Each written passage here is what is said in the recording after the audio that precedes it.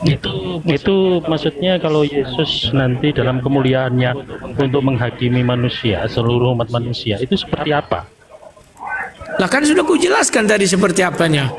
Dia akan turun dari sorga di dalam tahta kemuliaannya dengan bala tentara kerajaan sorga, ya sudah. Dia akan menghakimi orang yang hidup dan yang mati. Dibukalah kitab kehidupan, dibukalah kitab wahyu itu. Wahyu kan dijelaskan itu. Nah, di kitab kehidupan itu yang membacakan nanti malaikat. Iya, saya bingung gitu loh. Bisa dilihat di seluruh bumi gitu ya. Iya, karena begini bro, kenapa kau bingung? Karena kau selama ini tidak mengenal Tuhanmu. Tuhanmu kan tidak hadir mungkin. Saya nggak tahu agamamu apa ya. Ya syukur-syukur kau bukan kaum sujud batu. Ya, syukur-syukur kau bukan kaum sujud batu, kaum penyembah batu. Apalagi kalau kaum penyembah batu, dia nggak bisa memikirkan keberadaan Tuhan itu. Karena bagi dia seonggok batu itu tertempat di mana, ya situ aja itu. Ya,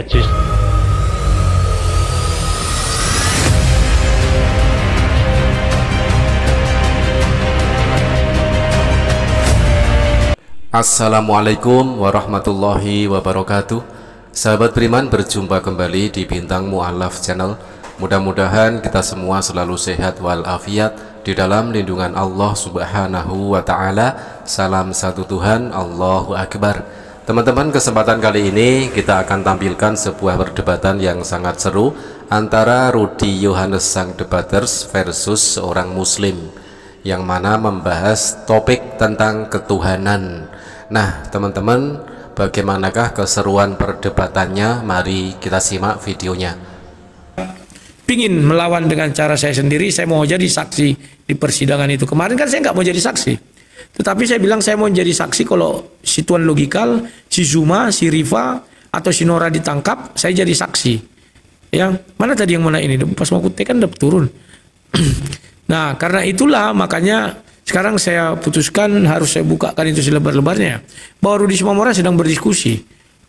Ada lawan debatnya, jadi jangan dianggap dia tidak berdiskusi, lantas dia ditangkap begitu saja, sementara lawan debatnya tidak bisa dihadirkan di dalam hal itu. Coba kalian lihat itu videonya, dan pemotong video itu adalah Edi Praitno.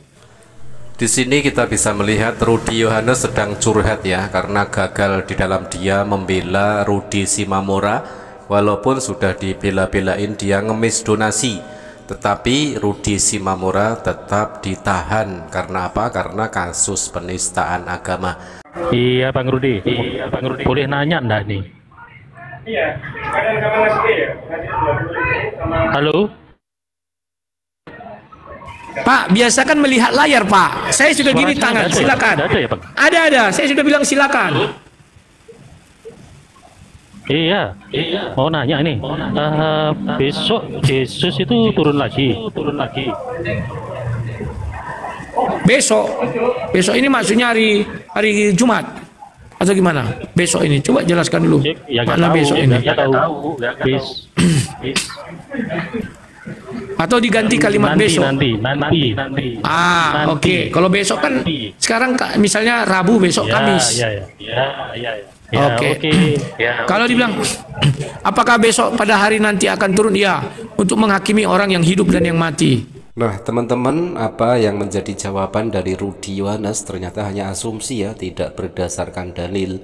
Tetapi ada di dalam agama Islam, di dalam hadis Nabi Muhammad SAW tentang turunnya Nabi Isa alaihissalam yang diriwayatkan oleh Abu Hurairah. Demi Allah yang jiwaku berada di genggamannya, Ibnu Maryam akan turun di tengah kalian sebagai pemimpin yang adil. Dia akan mematahkan salib, membunuh babi, dan menghapus jizyah. Harta akan melimpah ruah sehingga tidak seorang pun menerimanya, karena tidak ada lagi yang miskin, sampai-sampai satu kali sujud lebih baik dari dunia dan seisinya. Selanjutnya Abu Hurairah berkata, kalau kalian mau, bacalah firman Allah, tidak ada seorang pun dari ahli kitab kecuali akan beriman kepadanya dalam kurung Isa sebelum kematiannya, dan di hari kiamat nanti Isa itu akan menjadi saksi terhadap mereka. Hadis riwayat Bukhari dan Muslim. Turun dalam wujud apa ini? Dalam wujud apa ini? Ya, karena dia sudah hari penghakiman akan turun dalam wujud kemuliaannya dan di atas tahtanya. Dia tidak turun lagi begitu saja, tapi di atas tahtanya, dan ya seperti dia naik, begitu dia turun akan dikawal 2 malaikat dan dia di atas langit itu ya. Di satu Kisah Para Rasul 1 ayat 9 sampai 12 itu. Turun di bumi, turun di bumi. Iya, di bumi, di bumi. Di bumi bagian mana? Di bumi bagian mana? Mengenai bumi bagian mananya, Alkitab menjelaskan di Galilea. Sama seperti kalian melihat aku naik, begitu juga aku nanti turun kan ya. Oh gitu. Misalnya besok Yesus turun. Bang Rudi gimana ini? Kan di Indonesia. Apa pergi ke Galilea? Enggak perlu. Karena Yesus itu nanti akan terlihat dari manapun. Dan dia maha hadir ya. Beda dengan kalau kita bicara, andai kata kami menyembah batu, batu itu kan nggak bisa hadir dimanapun.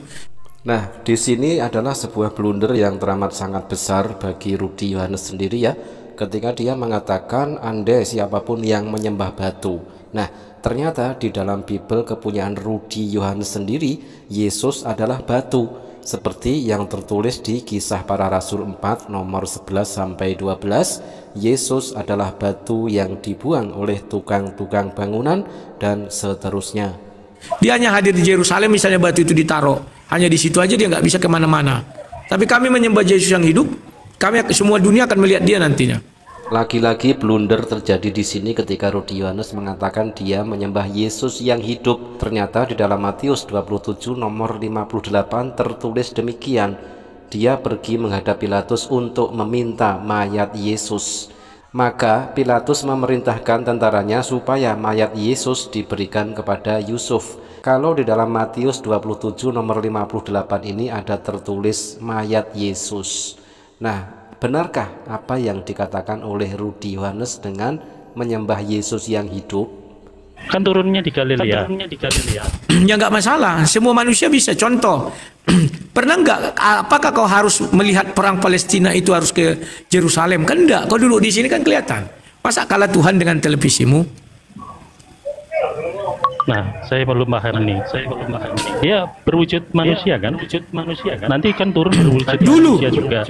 Dulu dia manusia, sekarang tidak lagi, sudah dengan tubuh kemuliaan. Tubuh kemuliaannya seperti apa? Roh yang bisa disaksikan seluruh dunia. Makanya ketika kau lihat Matius 4 itu, Yesus bertemu dengan iblis. Iblis mengatakan ditunjukkan seluruh isi bumi. Ya benar. Iblis itu memang punya kekuasaan juga. Yesus juga punya. Mereka bisa melihat seluruh bumi. Ibaratnya kaca lah, semua bumi yang bulat ini kayak kaca. Jadi tembus semua dilihat mereka. Mereka tahu apa aja. Itu maksudnya kalau Yesus nanti dalam kemuliaannya untuk menghakimi manusia, seluruh umat manusia, itu seperti apa? Lah kan sudah kujelaskan tadi seperti apanya. Dia akan turun dari sorga di dalam tahta kemuliaannya. Dengan bala tentara kerajaan sorga, ya sudah, dia akan menghakimi orang yang hidup dan yang mati. Dibukalah kitab kehidupan, dibukalah kitab Wahyu itu. Wahyu kan dijelaskan itu. Nah, di kitab kehidupan itu yang membacakan nanti malaikat. Iya, saya bingung gitu loh. Bisa dilihat di seluruh bumi gitu ya.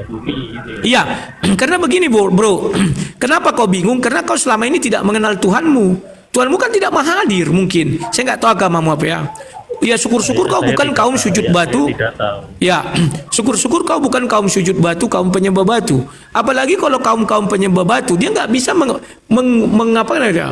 memikirkan keberadaan Tuhan itu. Karena bagi dia seonggok batu itu tertempat di mana, yang situ aja itu.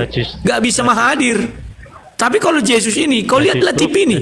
Ya, teman-teman, di sini kembali blunder dilakukan oleh Rudi Yohanes ketika menuduh siapapun itu yang dituduh ya, katanya umat penyembah batu, tetapi dia sendiri tidak menyadari teman-teman ya, bahwa ternyata di dalam Biblenya ada tertulis bahwa umat Kristen itu bertuhankan gunung batu. Jadi bisa dibilang Rudi Yohanes ini adalah umat gunung batu, teriak batu.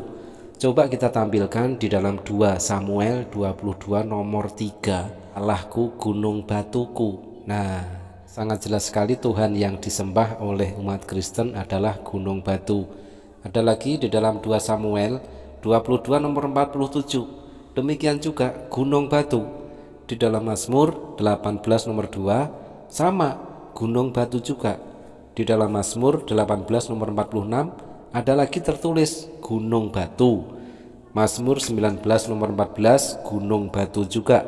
Dan masih banyak lagi teman-teman ya. Ternyata klaim daripada Oten ataupun Rudi Yohanes yang mewakili di sini menuduh umat Islam menyembah batu tetapi tanpa dalil. Sebenarnya mereka sendirilah kalau mereka mau membaca Bibelnya sendiri, mereka bertuhankan gunung batu. Ironis sekali teman-teman ya, umat gunung batu teriak batu. Nah demikian teman-teman, mudah-mudahan bermanfaat. Jazakumullah khairan kasiron. Wassalamualaikum warahmatullahi wabarakatuh.